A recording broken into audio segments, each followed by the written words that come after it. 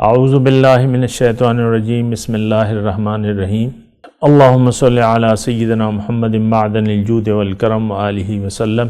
سامعین و ناظرین اکرام، السلام علیکم ورحمۃ اللہ وبرکاتہ۔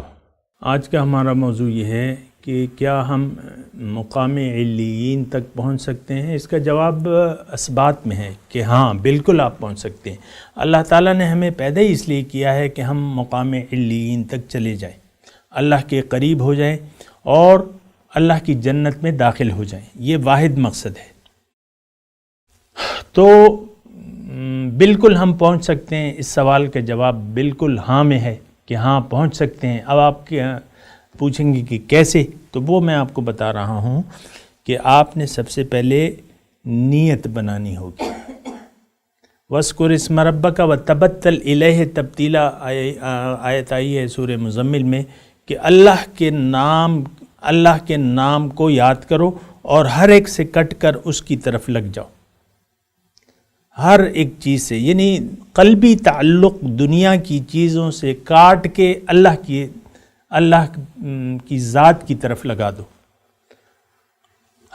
یعنی دنیا سے دیکھیں، ترک دنیا اسلام میں نہیں ہے، یہ بات بالکل واضح ہو جانی چاہیے۔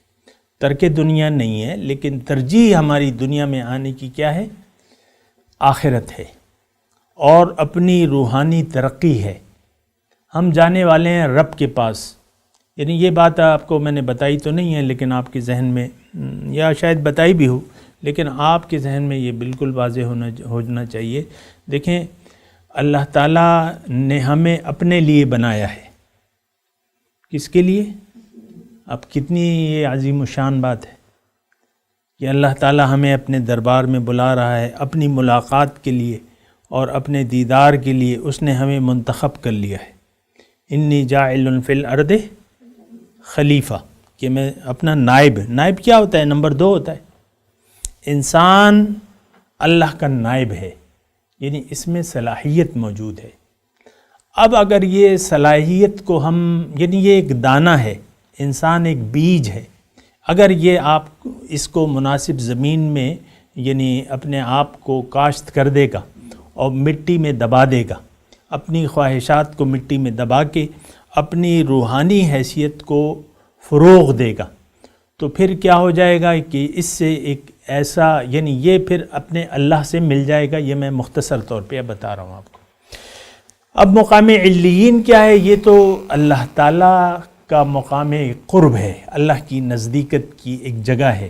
تو آج یہ ہے، آج کا جو موضوع ہے وہ یہ ہے کہ کیا ہم علیین تک پہنچ سکتے ہیں؟ میں نے آپ کو کہا بالکل پہنچ سکتے ہیں۔ دیکھیں، سب سے آسان کام جو ہے انسان کے لیے اللہ کے دربار تک رسائی ہے۔ یہ بات میں آپ کو بتا دوں، کیونکہ انسان پیدا ہی اس لیے ہوا ہے۔ حضور صلی اللہ علیہ وسلم نے فرمایا ہے کہ کل میسر لما خلق لہ، ہر مخلوق کے لیے وہ کام آسان بنا دیا گیا ہے جس کے لیے وہ پیدا ہوئی ہے۔ اب شہد بنانا، یعنی مخلوقات میں کون سی ایسی چیز ہے جس کے لیے شہد جیسی چیز بنانا بہت زیادہ آسان ہے؟ بتائیے آپ۔ شہد کی مکھی۔ شہد کی مکھی پیدا کس لیے ہوئی ہے؟ کہ شہد بنائے، اور کوئی مقصد ہے اس کا؟ تو اب دیکھیں، ہر چیز جو ہے اس کے لیے وہ کام آسان ہے۔ اب گھوڑا جو ہے گوشت کھا سکتا ہے؟ کیا ممکن ہے؟ گھوڑے کو آپ گوشت کھلا سکتی ہیں؟ نہیں کھلا سکتی، کیونکہ وہ اس کے لیے پیدا ہی نہیں کی، اس کی فطرت ہی نہیں ہے اس کی۔ اسی طرح آپ دیکھ لیں، سارے جو مخلوقات ہیں ان کے لیے وہ کام کرنا آسان ہے جس کے لیے وہ پیدا کیے گئے ہیں۔ تو اسی طرح آپ دیکھیں، اللہ تعالیٰ نے ہمیں اپنے لیے پیدا کیا ہے، اپنے تقرب۔ جب اللہ کا میں اپنے لیے کہتا ہوں، اس کی تفصیل کیا ہے کہ اللہ کا تقرب، اللہ کی معرفت، اللہ کی ملاقات اور اللہ کا دیدار، اس کے لیے پیدا کیا ہے۔ اب یہ کام سب سے زیادہ آسان ہے ہمارے لیے۔ کوئی اور مخلوق یہ کام نہیں کر سکتی، اس مقام تک نہیں پہنچ سکتی، یہ مقام حاصل نہیں کر سکتی کوئی اور مخلوق۔ کیا گھوڑا یہ کام کر سکتا ہے؟ شیر تو بڑا طاقتور ہے نا انسان سے، یا ویل مچھلی، یا ہاتھی بڑا، یہ مقام حاصل کر سکتے ہیں؟ آپ خود سوچیں نا. تو کام وہ تو اس کام کے لیے پیدا نہیں کیے گئے. ہم اس کام کے لیے اللہ تعالیٰ نے ہمیں پیدا کیا ہے. تو ہمیں یہ کام کرنا بہت زیادہ آسان ہے.